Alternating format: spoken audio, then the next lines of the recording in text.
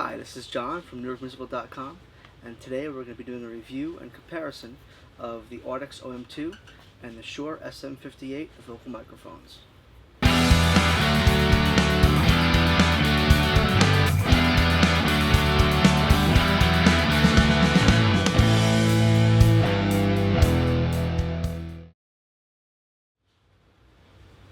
Okay, so today we have in front of us the Audix OM2 and the Shure SM58. Both are vocal microphones. They both come in at the same price at $99. There are differences. There's some similarities, positives to one, positives to the other. They both have their negatives.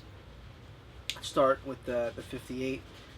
58 is a cardioid pickup pattern, which means the pickup pattern is kind of surrounds the top of the microphone. You can talk into the sides. It'll pick it up anywhere you talk into the ball here. The Audix is hypercardioid, which means it really only picks up right here on the top of the microphone, at the front of the microphone right there. When you talk around the outside, you really don't get too much. There's a little bit of pickup back here. That's because the nature of the hypercardioid pickup pattern is a little bit of a pattern back here where it can pick up. Construction of the body, you're talking about the Shure SM58, cast zinc, mesh steel head. Cast zinc, it's durable, but it's very, very cheap. It feels cheesy. It's very, very lightweight. It doesn't feel like there's much there. Mesh steel, you drop it. Everyone who's ever used a 58 knows you drop it once, it starts to look like an ice cream cone. It's just dense and looks terrible. Audix OM2, much more modern, more weight to it, feels sturdier because CNC machined aluminum body, spring steel head. If you drop this on the head, it will bounce. Pickup polarization, 50 hertz to 15 kilohertz.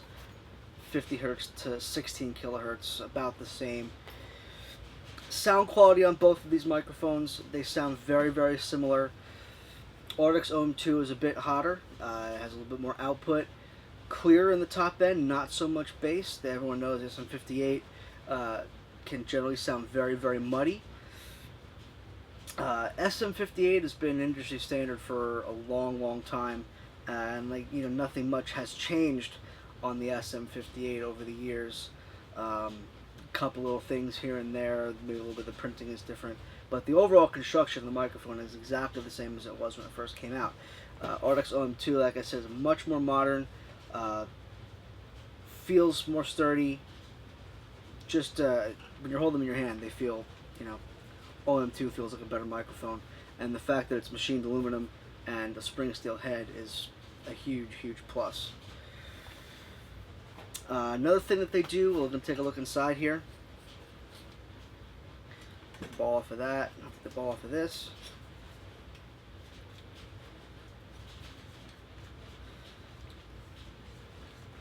So, on the capsule, on the Shure here, you've got a piece of foam that's kind of an old way of doing things, although it probably does help with feedback rejection.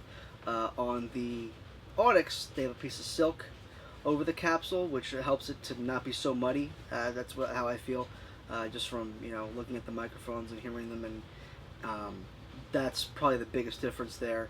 You have a screen, silk screen, foam. This is much brighter sounding than this is.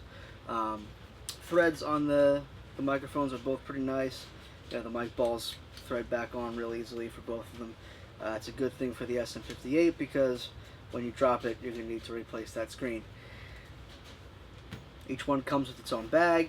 This is a flimsy, non-padded bag. The Audix comes with a nice, heavy, padded bag.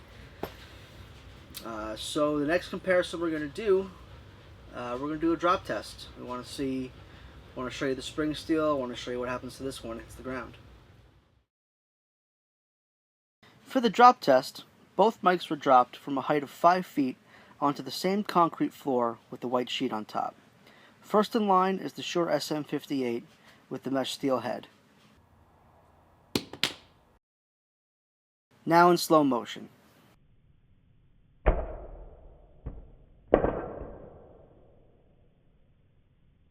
Now let's see how the Audix OM2 performs with the spring steel head. Now in slow motion.